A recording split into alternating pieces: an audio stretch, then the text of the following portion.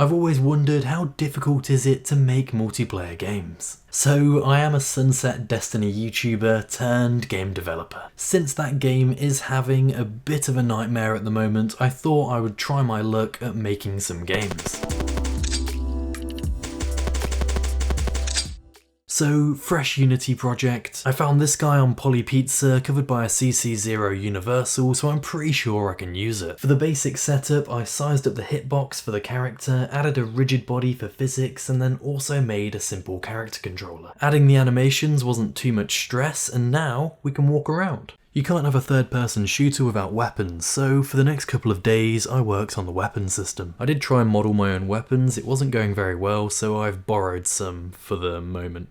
I'm pretty happy with how the weapon system turned out. Each weapon has its own spread, range, damage, the shotguns have a sort of subclass where they shoot pellets. I was pretty happy with the whole system. There was a pretty massive issue where you could still hit targets from behind cover. The reason for this is because the crosshair is in the centre of the screen, but your player could be behind something and then you're still technically shooting a raycast from the centre of the screen. To fix this, I added a cast from the barrel as well, and if your barrel was obstructed you would fire at the obstruction, otherwise you would fire normally. A very similar issue to head glitching in Call of Duty. I then created this biodome in Blender along with a shader which sort of looks like a shield.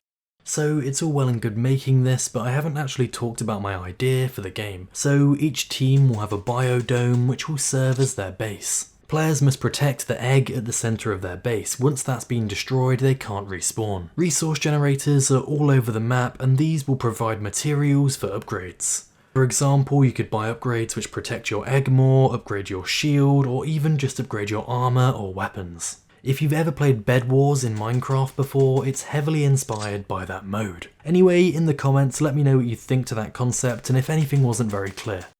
Next I made a health system and some really simple sort of target enemies I could just practice on. Finally, I had a sort of fully functioning game and it was time to add multiplayer.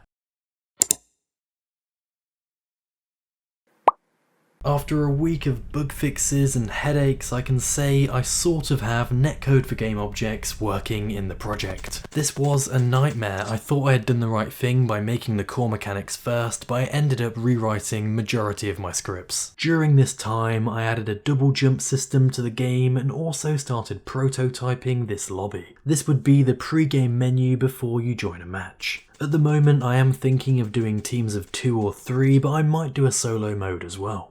What I will say about multiplayer development, well, from my experience using netcode, yes, it is difficult, but with all the tools and frameworks and plugins that are available now, even as a solo developer, I feel like if you really put your mind to it, you can make a compelling multiplayer game.